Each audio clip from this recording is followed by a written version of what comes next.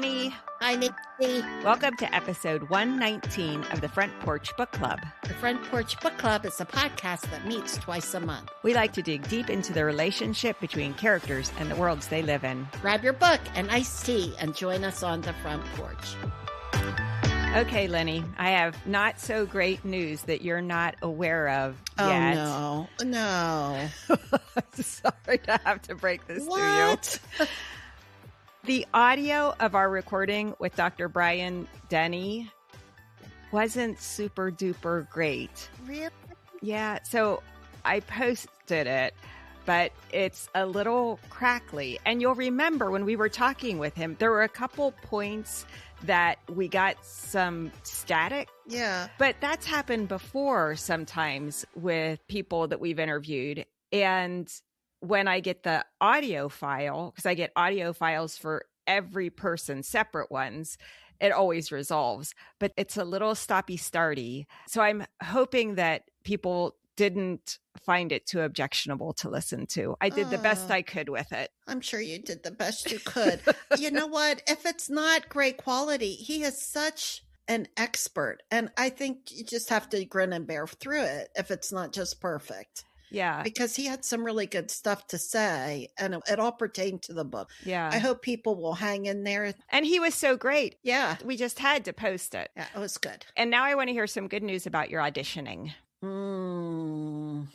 I got my first part. Your first speaking role? Yeah. Tell me I all didn't about get it. the therapist one. I thought I was a shoo-in for that. It was natural. You would think so. Didn't get that one. What I did get was a pawn shop keeper.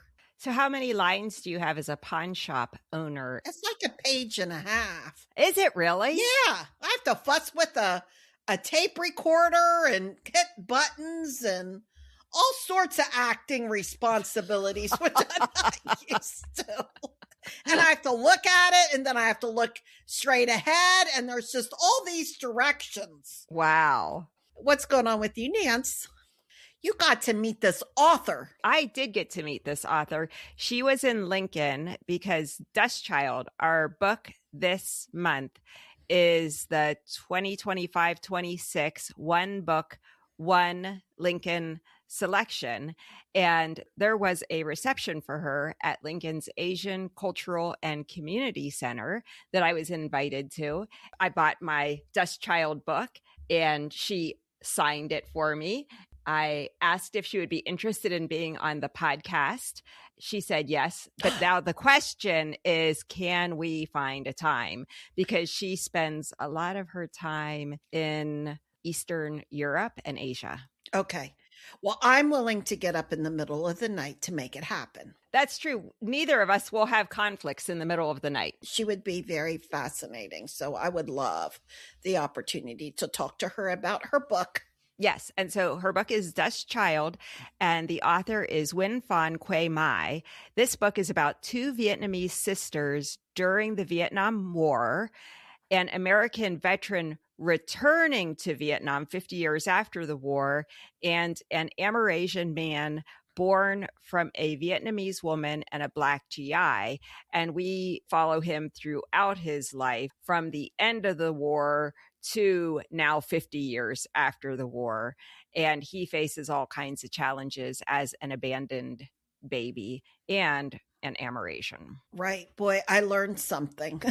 I learned a lot about the culture, and we pull out of Vietnam. This book lets you know what's going on afterwards and the repercussions of that pullout. So I thought that part was really fascinating. That was all new information for me. Yeah. But I did know that some of the GIs were returning after a time of healing to see what happened to their girlfriends or the babies. Yeah. So from the get-go, as a novice reader, I'm thinking somehow these lives are going to connect. Yes. Well, maybe what we should do is really talk about the sisters first, because when I heard the book was going to be about sisters, I thought, well, this is going to be really nice because I have a sister and I like her. So won't this be great having a book about two sisters? Oh, a warm little happy book. A warm little happy book? Well, it wasn't that way.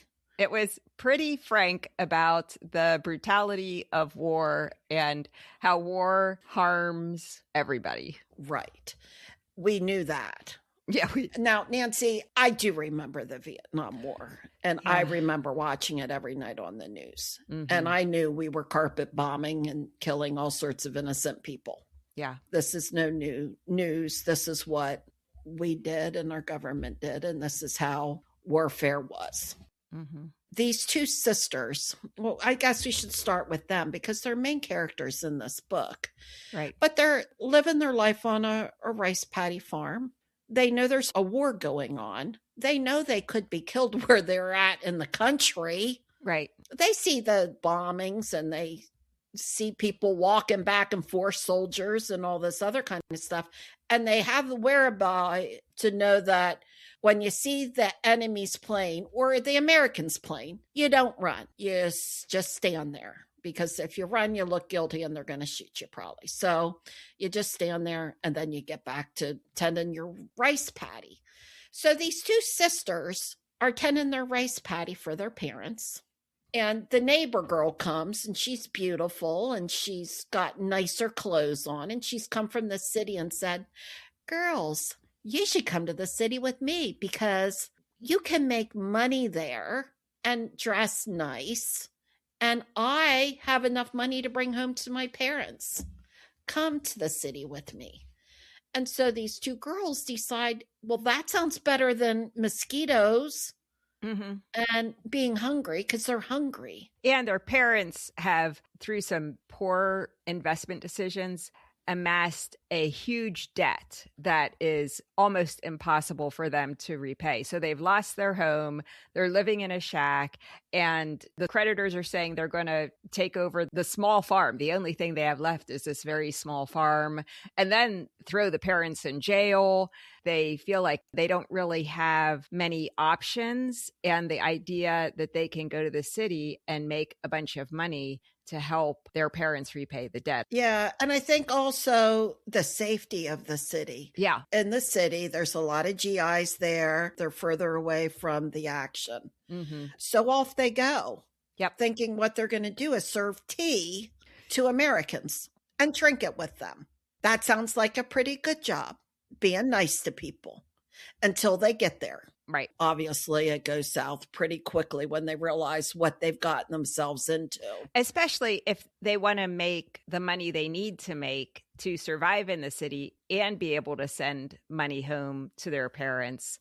So it's like spending private time with soldiers for a short time or a long time in private rooms. Yeah. Not good. So they learn pretty quickly what they're up against and the consequences. The younger sister, you are the younger sister. I am the younger sister. It's true. The younger sister doesn't have as much difficulty flirting. No, that wasn't what I was going to say. The younger sister is really enthusiastic and wants to go to the city because she's like, are you kidding me?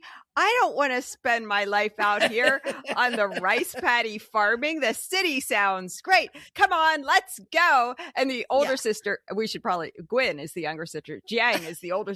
Jiang is like worried about her younger sister. There's no way she's going to let her naive younger sister go to the city by herself. So she very reluctantly goes. The younger sister still doesn't have a hard time flirting. True. And having a lot of fun serving tea. She serves a lot of tea. And she does it very good, so she doesn't have to go into the back room very often. That's right. She's having a lot of fun. She has so many people crowded around her. She's selling lots of tea and drinks. Right. Which is so funny. But anyway, they both succumb to needing more money and sending it home and doing all of that. Yeah. So the story is what you would think it is. I don't know if anybody has said this is kind of like a Miss Saigon story, if anybody's made parallels to that. I did see that on Broadway. You saw it too. I did too. And I very much was thinking of Miss Saigon because it feels very much like the Miss Saigon story. And the bottom line is there were tens and tens of thousands of Miss Saigon stories. So this is the story of the GI experience in Vietnam. Right. The book also introduces us to Fong. He's the Amerasian man. He's been abandoned by his Vietnamese mother as a baby. He has no memory of mom. He's weeks old when he is abandoned. So in Vietnam, the products of Asian women and soldiers, of course, look different from the general population. And they are discriminated against because by the time the Americans pull out from Vietnam, the reputation of America has suffered. First of all, they were supposed to be the salvation, and then they were seen as the imperialists. Then when they pull out, they betrayed the hope of anyone who believed that America was going to help them. So in most cases, if you're a product of a GI and an Asian woman, it was more in one of these tea house situations rather than a loving married couple sort of situation. This is a more of a conservative culture before the war started, very traditional. Right. Being a virgin at marriage was expected. And if you weren't, then everybody was going to know it and everybody was going to have thoughts and say things about it. And your husband could just leave you and no one would blame him. So Fong has Black features, and he, even by the time that we're in present day, which is 50 years after the war, he's really having a hard time getting by economically. He has a wife and 2 kids, but even 50 years later, he is still facing the stigma because of his features, and so are his kids, because he has passed down Black features to them.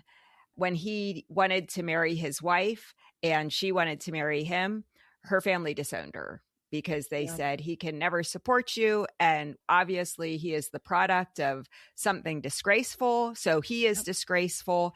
And as a result of all of this and being abandoned and growing up partially in an orphanage, which was actually the best years of his life were the years in the orphanage, he has his entire life wanted nothing more than to go to America and find his father. And he is emotionally stuck in a lot of ways, feeling like his life in Vietnam is his temporary life. He's in waiting. Everything is on hold until he gets to America. Sad story because of the trauma that he experiences as a child who is basically destitute.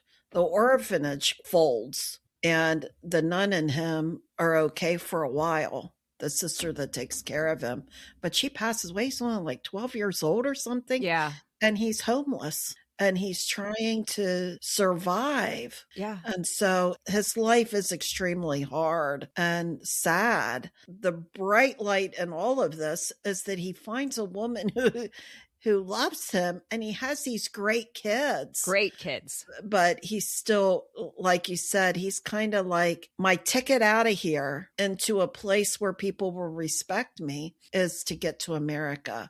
And that, unfortunately, is a constant barrier, one thing after another. And he doesn't get there.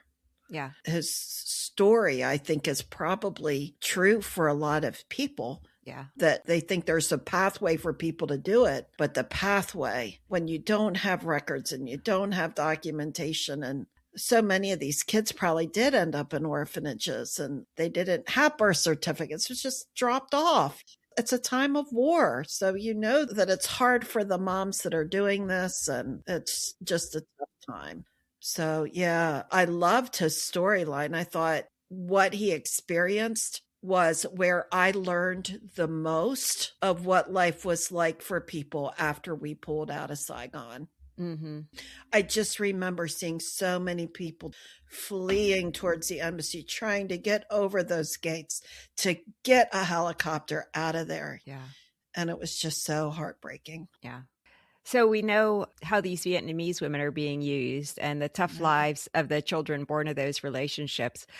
The novel is written that we're hopping back and forth in time. So we're learning a little bit about Dan's life as he is returning to Vietnam 50 years later. But then we're introduced to the sisters, and they're still in the rice paddy and thinking about going to Saigon. And then there's Fong, who we meet. So the book hops around in terms of chronology, but the sisters are in the tea house and have gotten to the point where it's pretty grim.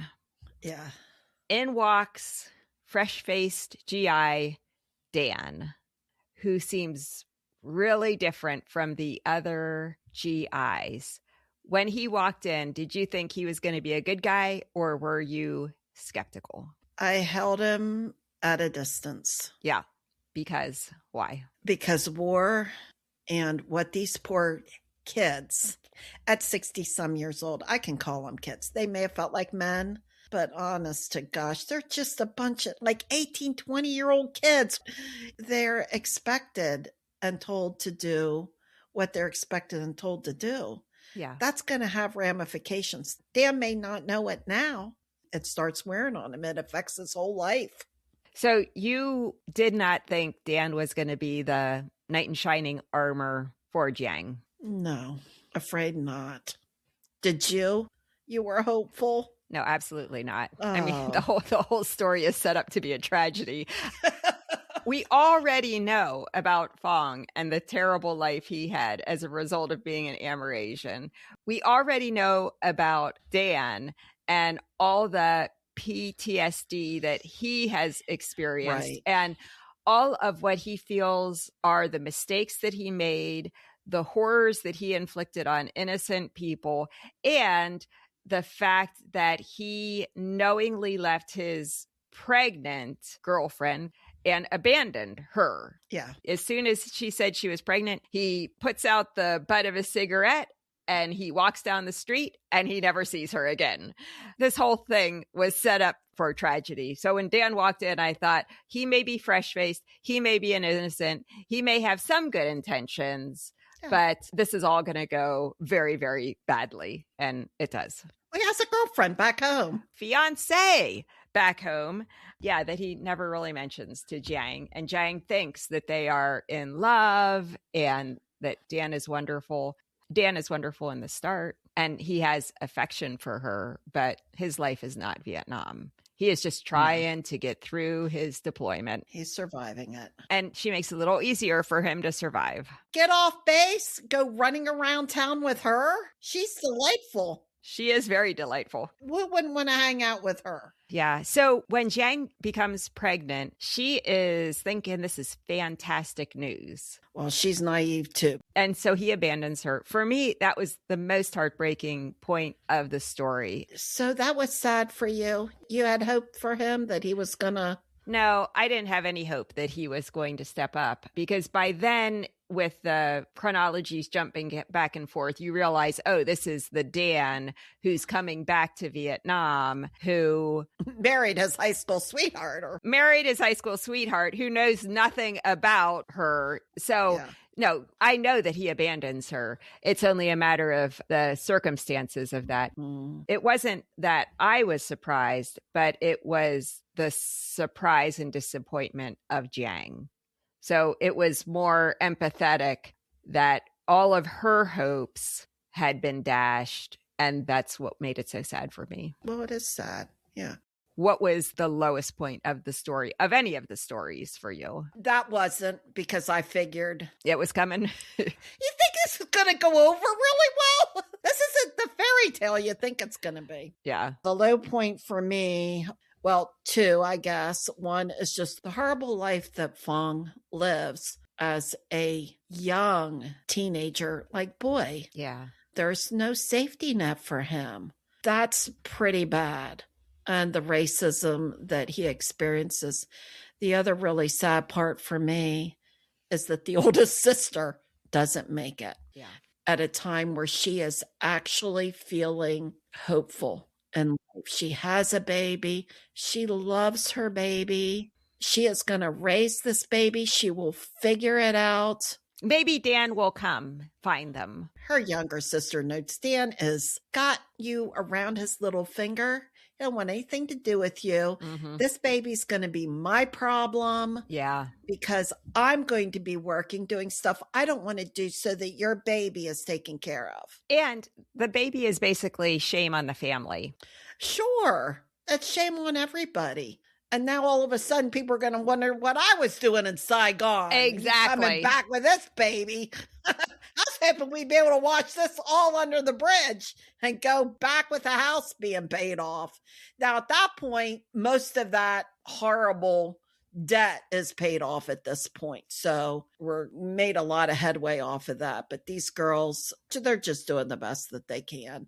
But yeah, when she dies on the back of her sister's bike, that's pretty sad. Yeah. That author, she cuts that chapter. We know there's a wreck. And then she makes us read a chapter not about that. I think she did that on purpose to make me be anxious. Yeah. You don't know whether Jiang survives the explosion or not. No, they must teach you that in author school, to do that to people so they keep reading their book. Yeah. Did it keep you turning the pages? Yes. Had to figure out what happened to her. Oh my goodness. She didn't make it. Mm-hmm. Oh, so sad. Yeah. Dan is an interesting character, and he's an important part of the story. He has kept a lot from his wife, who just wants to go on vacation. Now, she doesn't realize there's a love child. No. Let's just say that's what we called it in the 60s, a love child. Yep. Whether they hooked up in a tea room or not. Oh. So she has 2 weeks of fun planned, with a chauffeur. Oh, yeah. And activities every day. But she does realize that he needs some healing because other people have done this trip and have connected. But it takes about less than a day when this whole thing starts exploding all around him. Yeah. And he comes to tell his wife what he's up to. Only because he's been outed. Yep. And he fesses up, and then she stews, obviously. Yeah. But he has kept this thing a secret for so long, and he didn't really plan this trip too much. So he doesn't really know what his expectations. He doesn't even know this girl's name because they all gave names that they thought the Americans could pronounce. Right. We don't want to use our real names anyway because our parents don't need to know what we're doing over here. And she picks the name Kim, which must be the most common fake name in Vietnam. So he doesn't know anything about her. He knows where the tea room was. He knows what it was called. Yeah. But he doesn't know anything else. Oh, he knows that she had a sister. Right. He knows such little information. And he is, even in Vietnam, all these years later, he is still struggling with some mental health issues as far as PTSD, bringing him back to what he was struggling with. So he's got a journey ahead of him. And I'm thinking, how does he fit in with these sisters, first of all? Mm-hmm. And how is he ever going to find Kim? And it's almost like he was in denial about this trip. His wife, Linda, really wants to go to Vietnam. Well, sure. It's beautiful there. They have palm trees and it's warm. Everybody has said it's beautiful and you can get a lot of vacation for your money. Yes. And stay at a really nice hotel. Exactly. So he blithely finally agrees to it, but he has not thought through. I mean, the second they're flying over and he starts seeing those trees, it all, of course, probably comes rushing back. And he is just overwhelmed with these emotions and the memories of Jiang Kim and the grief and the shame of having left her and misled her and really mistreated her. Yes. In their relationship in many, many ways. And then I love how the author just does not let him off the hook. one of the questions that his guide asks, because he has secretly enlisted his guide to help find Jiang. He's an interesting character. Yeah, he's not having it. He's seen enough of these GIs come back. I liked him. Yeah, he is pretty good. But he's like, and what are you going to do if you find her? Yeah. What if she's married and her family knows nothing about her tea house service? Are you going to divorce your wife? Are you going to marry? Like, what are your intentions? What are your intentions? Are you just looking to salve your own soul, but you're going to make her life worse again? And he really doesn't have a very good answer for it. And he really never has a great answer for himself about what he's going to do if he finds her or the baby. I also think it's interesting. You said he's stuck in the past. In a lot of ways, he is. There's imagery that he has that this child is still a child. Did you pick up on that? I did not. Still way younger than what you would think. Oh. No, you're not coming back to a child. You're coming back to an old lady. Yeah. She's had her whole life without you. Yeah. This is not, it's your child, but this is not somebody who is young who's going to be daddy. This is a completely different situation. And guess what? She might look maybe a little bit like you, but she's going to be thoroughly Vietnamese. She's not going to speak English. She may not want to have anything to do with you because you left her. Yeah, I do love how the author leaves a lot of that unresolved. What are his intentions? Because he doesn't know. Doesn't know. He hasn't thought through this very well. He is not. Okay, so there's one passage in the book that I feel sums up the entire book. Oh. Yeah. So I'm going to read this. This is Jiang and Gwen, the sisters, talking.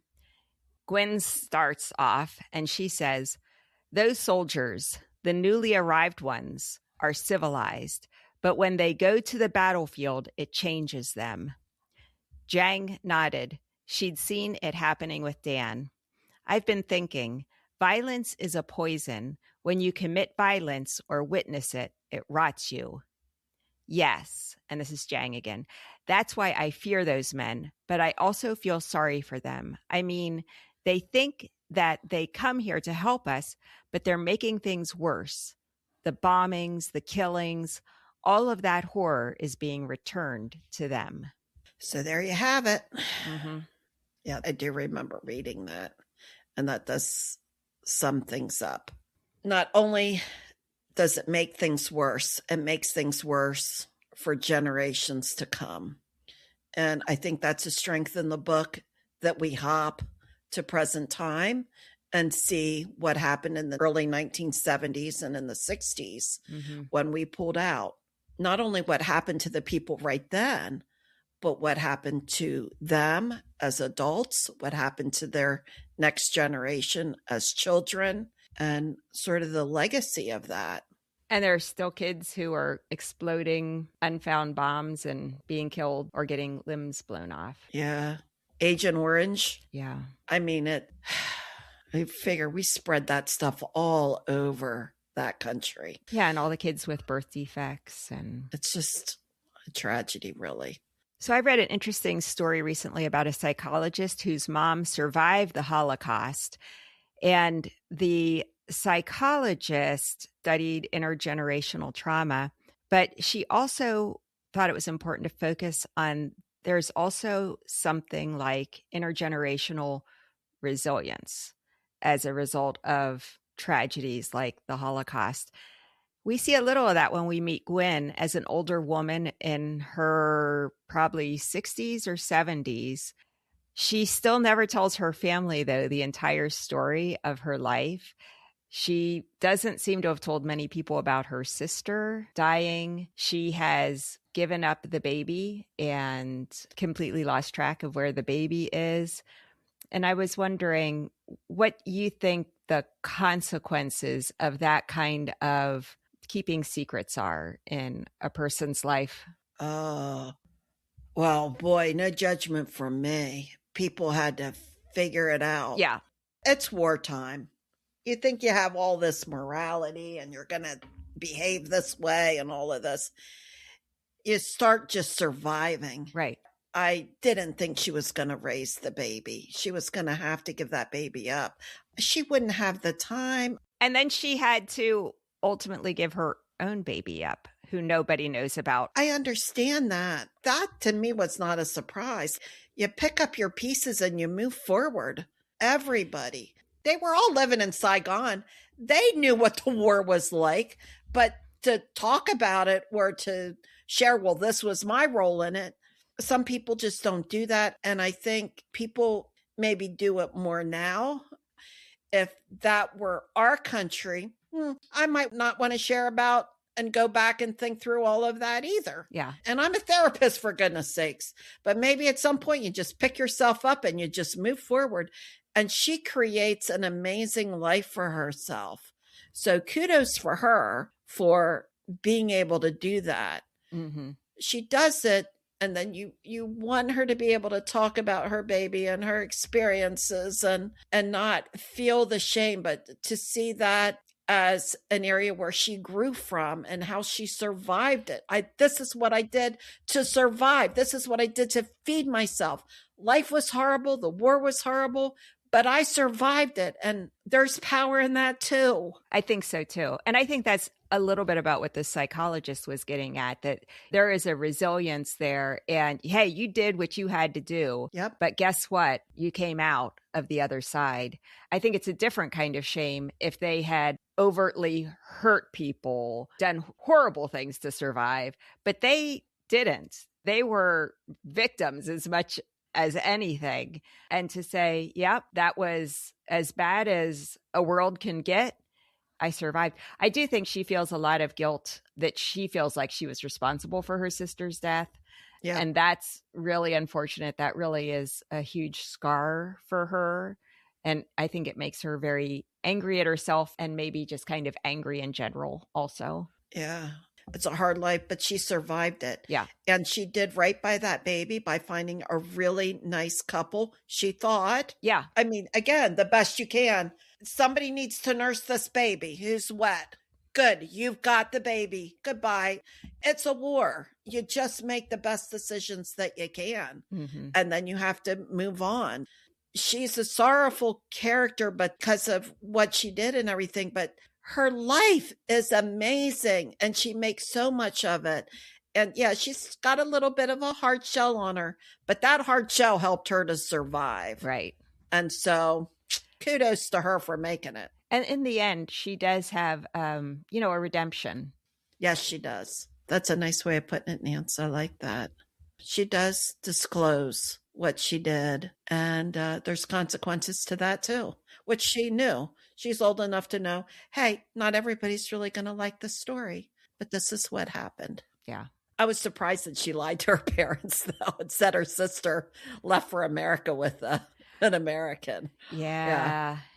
I thought some of that might also just be the parents heard what they wanted to hear. Yeah. Did they really think their girls were going to the big city and were working at an American company? I think there must have been part of them that suspected there was something else happening there. And then the sister goes to America.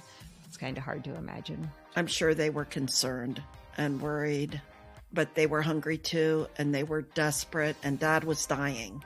So it's a hard situation. And if someone wants to tell them a wonderful story that everything turned out great, thank you. But they didn't live long, so she didn't have to keep up the farce too long. Yeah. Well, okay, a lot of interesting characters, each dealing with the war and its aftermath in different ways, but they're all harmed by it. And I was not surprised to read that this author is involved in a number of peace movements, because if anything, this book is just a very unflinching look at the brutality of war. Wow, I didn't realize that. Well, I hope we can get her. Yeah, I hope so too. And she's on their front porch the next time. That sounds great. Everyone, thanks for listening. Our website is frontporchbookclub.com. Our episodes come out twice a month on the first and third Wednesday of each month.